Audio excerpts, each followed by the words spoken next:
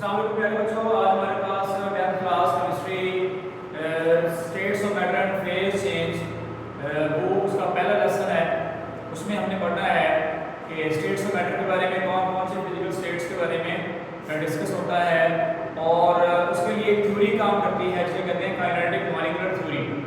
Kinetic molecular theory जो होती है वो physical states, solid, liquid, gases के बारे में एक्सप्लेन करती होती है। वो काइनेटिक मॉलिक्यूलर थ्योरी के मुताबिक गैसेस कैसी होती हैं, उनकी प्रॉपर्टीज़ क्या हैं, लिक्विड्स क्या हैं और इसी तरह गैसेस की और सॉलिड्स की प्रॉपर्टीज़ क्या होती हैं। ये थ्योरी के अकॉर्डिंग हमारे पास पोस्टुलेट्स क्या आते हैं, पॉइंट्स क्या आते हैं, हमारे सामने आने हैं। तो सबसे पहले हमारे पास चैप्टर नंबर 1 का जो नाम है वो states of matter and phase changes है। तो उसको हमने पढ़ना है बेटा। उसमें हमारे आइडिया में है कि हमारे पास जो स्टेट्स ऑफ मैटर है वो कितनी होती हैं, वो होती हैं 4। आपके पास आती हैं सॉलिड्स, लिक्विड्स हैं, गैसेस हैं और प्लाज्मा। इसमें हमने 9th क्लास में पढ़ा था कि ये 3 फिजिकल स्टेट्स प्राइमरी हैं, पहली तीनों solid, liquid and gases. Plasma primary state में नहीं आती है, सेकेंडरी में आती है क्योंकि इसमें गैसेस की आयोनाइजेशन होती है और उससे प्लाज्मा क्रिएट होती है। ये हमने पहले पढ़ा होगा। उसमें तीनों स्टेट्स पढ़ी हुई हैं, प्राइमरी स्टेट्स, चौथी सेकेंडरी स्टेट है। उसमें हमारे पास आज हमने काइनेटिक मॉलिक्यूलर थ्योरी के मुताबिक देखना है कि गैसेस की प्रॉपर्टीज क्या होती हैं। तो हमने पहले 9th क्लास में पढ़ा था, चैप्टर नंबर 1 में पॉइंट्स के सामने आया था कि गैसेस आर कंप्रेसिबल, गैसेस को दबाया जा सकता है। गैसेस के दरमियान एम्प्टी स्पेसेस होती हैं, मॉलिक्यूल्स दूर दूर होते हैं। जब हम कंप्रेस करते हैं तो मॉलिक्यूल्स जो दूर दूर हैं वो करीब करीब आते हैं, वॉल्यूम कम होता है और उनकी डेंसिटी बढ़ना शुरू हो जाती है। अब दूसरी बात है गैसेस कैन एक्सपैंड और डिफ्यूज। गैसेस में एक्सपेंशन भी होती है, ठीक है। जब हम गैस को एक्सपैंड करते हैं तो कूलिंग इफेक्ट होता है। ये कौन सी भी एक्सप्लेन करती है, ये सारी बातें बाद में आनी है। उसके बाद इसके अलावा डिफ्यूजन होता है। गैसेस में डिफ्यूजन पाया जाता है, हाई कंसंट्रेशन से लो कंसंट्रेशन की तरफ मूवमेंट होती है। ये बायोलॉजी वाले स्टूडेंट्स पहले जानते हैं। हाई कंसंट्रेशन से लो की तरफ मूवमेंट जो होती है कहलाती है डिफ्यूजन। तो गैसेस को डिफ्यूज भी किया जा सकता है। इसके अलावा पार्टिकल्स होते हैं गैसेस के, क्योंकि उसमें स्पेस काफी ज्यादा है, गैसेस के पार्टिकल्स किसी भी सिमत में मूव कर सकते हैं। They can move in all direction, ठीक है। तो gases particles move in all direction and this idea give rise to the molecular theory, kinetic molecular theory. और काइनेटिक मॉलिक्यूलर थ्योरी क्या है?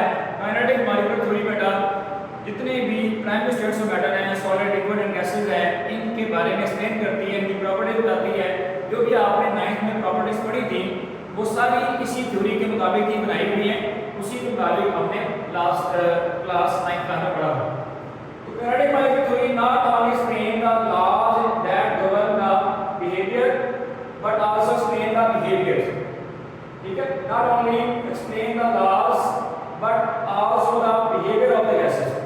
ना सिर्फ ये थ्योरी लॉज को एक्सप्लेन करती है कि जो फिजिकल और इसमें गैसेस और लिक्विड्स की प्रॉपर्टीज में चेंजेस लेके आते होते हैं, लेकिन तमाम फिजिकल स्टेट्स की प्रॉपर्टीज को एक्सप्लेन करती होती है। अब उसके मुताबिक this also explain the behaviour of solid, liquid and gases and the heat conversion.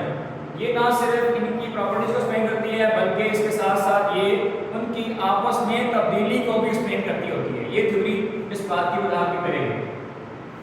जैसे कि कॉमन एग्जांपल है फिजिकल स्टेट्स ऑफ मैटर जो होती हैं, एक अगर हम किसी कंपाउंड का जिक्र करें और उसमें जैसे वाटर है, वाटर ऑल 3 स्टेट में पाया जाता है। सॉलिड में पाया जाता है बर्फ के तौर पे, लिक्विड में पाया जाता है बतौर पानी के तौर पे, गैसेस और वेपर के फॉर्म में पाया जाता है।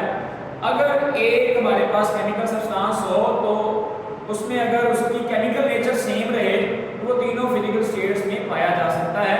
फिजिकल प्रॉपर्टी उसकी मतलब सॉलिड, लिक्विड, गैसेस में वो चीज कन्वर्जन होगी, लेकिन उसकी केमिकल नेचर वही रहती है। जैसे वाटर की मैंने आपको एग्जांपल दी है, वाटर की केमिकल नेचर वही रहती है लेकिन इसकी फिजिकल स्टेट्स में आपस में इंटर कन्वर्जन पाई जाती है। तो नेक्स्ट वन है इसकी थ्योरी के मुताबिक हमारे पास गैसेस की प्रॉपर्टीज क्या होती हैं। कुछ हमने डिस्कस कर ली हुई है, कुछ हमारे सामने और मौजूद आने वाली है। गैसेस मॉलिक्यूल जो होते हैं वो हमेशा रैंडम डायरेक्शन में मूव करते हैं, तमाम डायरेक्शन में मूव करते हैं। मतलब हम कह सकते हैं कि ज़िगज़ैग मोशन में इनकी मूवमेंट होती है। इसकी मिसाल के लिए मैं समझाया करता हूँ। आप एक टब ले लें और टब के अंदर एक जो है ना वो मछली का लार्वी छोड़ दें। आप देखेंगे कि जो फिश का लार्वी है वो हर डायरेक्शन में जा रहा होगा। इसी तरह गैस का मॉलिक्यूल भी जो एक सिलेंडर में बंद होता है वो भी किसी भी डायरेक्शन में जा सकता है।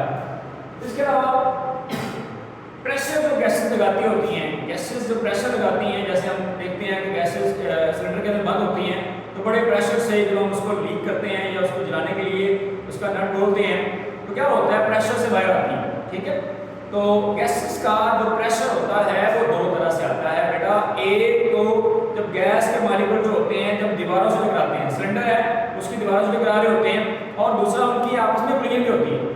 तो गैसेस का जो प्रेशर होता है वो आपस में कोलिजन और दीवार के साथ टकराव से पैदा होता है। So the pressure is exerted by the collision of particles among each other and the wall of the container. दोनों दीवारों और आपस में टकराव से इसका बनता है। ठीक है, इसके अलावा pressure of the gas in a container does not changes at constant pressure. ठीक है, एट कांस्टेंट टेंपरेचर है, टेंपरेचर के एक टेंपरेचर पे जो प्रेशर होता है वो चेंज नहीं होता। ठीक है, तो एक फिक्स टेंपरेचर पे जो गैस है उसका प्रेशर सेम रहता है, क्योंकि उसमें तमाम जो मॉलिक्यूल होते हैं उसकी एनर्जी सेम होती है। जब एनर्जी सेम होगी कोलिजन भी एक तरह का होगा, प्रेशर भी एक जैसा क्रिएट होगा, उसमें ज़्यादा या कमी या ज़्यादती नहीं आएगी। इसके अलावा गैसेस के मॉलिक्यूल जो होते हैं उनके दरमियान फोर्स ऑफ अट्रैक्शन बहुत ज़्यादा वीक होती हैं। जब फोर्स ऑफ अट्रैक्शन वीक होती है और उसकी वजह क्या है कि पार्टिकल बहुत दूर दूर हैं, फोर्स ऑफ अट्रैक्शन वीकर है, इसी वजह से वो दूर दूर आपस में पाए जाते होते हैं और फोर्स से डेफिनेटली वीक पाई जाती होती है। इसके अलावा गैसेस के तमाम मॉलिक्यूल्स की जो एनर्जी होती है, इसे कहते हैं काइनेटिक एनर्जी, उसका दारोमदार बेटा टोटली होता है टेंपरेचर पे। आप टेंपरेचर को कम करेंगे मॉलिक्यूल्स की एनर्जी कम होती जाएगी, आप उसको बढ़ाएंगे तो उसकी एनर्जी में इजाफा होएगा, हीट एनर्जी अब्सॉर्ब होगी और मॉलिक्यूल्स उसको लेकर उसकी एनर्जी में तेजी आना शुरू हो जाती है। इसी तरह तमाम गैसेस की जो एवरेज काइनेटिक एनर्जी होती है सेम टेंपरेचर पे सेम रहेगी। एक टेंपरेचर है, आप जो भी गैस ले लें उसके मॉलिक्यूल आपस में टकरा रहे हैं, वॉल से टकरा रहे हैं और प्रेशर जनरेट कर रहे हैं। तो अगर टेंपरेचर दोनों का सेम रखा जाए और दोनों की प्रेशर के महीर को देखा जाए तो प्रेशर तमाम गैसेस का एक टेंपरेचर पे बेटा सेम रहेगा, तो उसमें कोई चेंजेस नहीं आती हैं। ये तमाम वो पॉइंट्स हैं जो एक्सप्लेन करती है काइनेटिक मॉलिक्यूलर थ्योरी, और उसके लिए हमने गैसेस के बिहेवियर देख लिया हुआ है। इंशाल्लाह नेक्स्ट लेक्चर में देखेंगे कि लिक्विड्स या सॉलिड्स काइनेटिक मॉलिक्यूलर थ्योरी के मुताबिक कैसे स्टेट्स हैं और इसकी प्रॉपर्टीज क्या हैं, वो इंशाल्लाह आपको नेक्स्ट लेक्चर में मिलेगा। और नेक्स्ट लेक्चर के लिए आपने अपडेट रहना है, वीडियो के लिए तैयार रहना है, और उसके लिए चैनल को सब्सक्राइब कर लें और बेल आइकन को प्रेस कर लें। नेक्स्ट लेक्चर तक के लिए आपको अल्लाह हाफ़िज़।